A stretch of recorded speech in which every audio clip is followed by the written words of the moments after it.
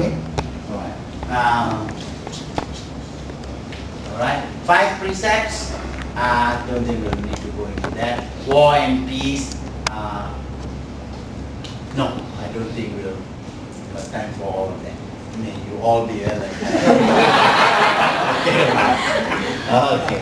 Today I decided only to talk about politics. Okay, so that we yeah, yeah. Q&A.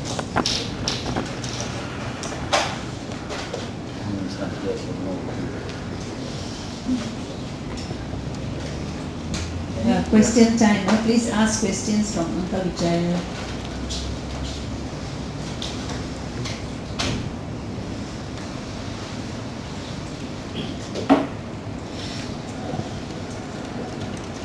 No questions. Okay.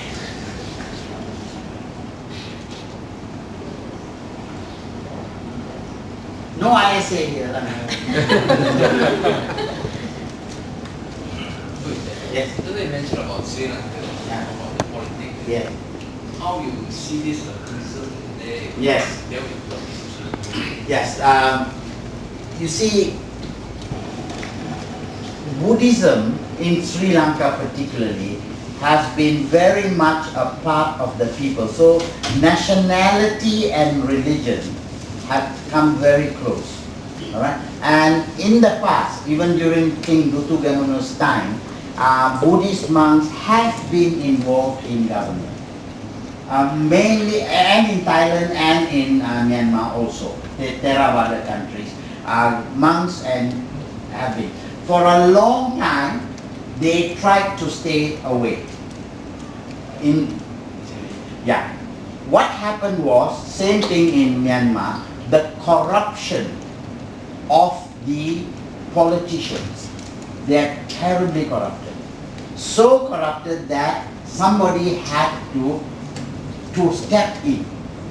Okay? This problem could have been solved a long, long time ago if people had not, the governments in power had not been so corrupted. Part of the reason was the governments did treat always the Tamils, for example. They were not treated equally according to what the Buddha was. So they did have grouses, just like what's happening in Indra. Alright? They did have grouses, but the politicians were so corrupted that they only satisfied those who voted for them, and they were always pocketing their own. The monks felt it was time to step in and do something about it. The moment they stepped in to bring some honesty back into the government, then everybody jumped in and said, Buddhist monks, keep away. Okay? But they can't. They are. This is exactly what happened in Thailand, Myanmar as well. When they walked in. But they walked in without anger. They didn't make people fight. They didn't make people kill. They didn't make people blow up buildings. They simply said, be honest. Itu pun salah. Yeah. So they went to of course they opened themselves up to criticism because they went in wearing a robe and got elected. Now, technically a monk rejects the word. So what they should have done is they should have renounced. They should have taken off their robes. Alright? And then stood for elections as ex-monk.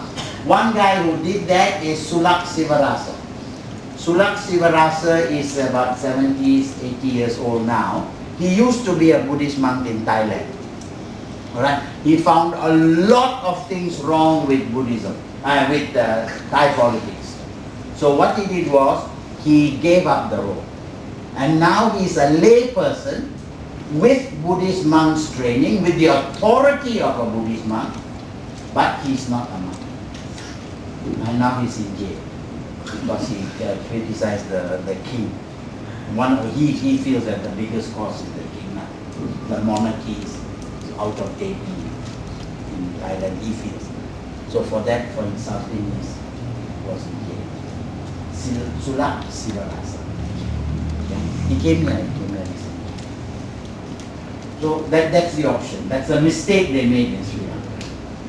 Open themselves up. I don't know if I answered your question. They form a political party, isn't it? They formed a political party. Not no more. I think they're still there, but hidup tanda mati tadaya. Or the other way around. Uncle Vijaya, Yeah. you see in Sri Lanka case, they allow the monk to the public, right? Yes. Why done and then they disallow a monk to drive, to have a driving license? I think that is a court case.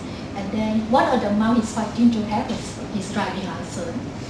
This, you see, and we laugh at what's happening in this country. These are not matters that concern nirvana. Okay? If you want to drive, drive lah. Okay? What is they got? And the Buddha would be the first person to question whether this is not. It has to do with the monk. You see, in today's day and age, it is necessary for monk to drive. Instead of depending on women to drag them around, itu pun salah. Okay? So rather than do that, why not allow? Use our common sense. Don't go by the book. And that's why the Buddha's 227 rules came about. Some rules were very, very stupid. One rule, for example, is, you know those, when we wash clothes in those days, you wear those wooden cloths. You know that the red one that we use in the bath. You see, during the Buddha's time, I told you monks were very, very poor. Some monks, some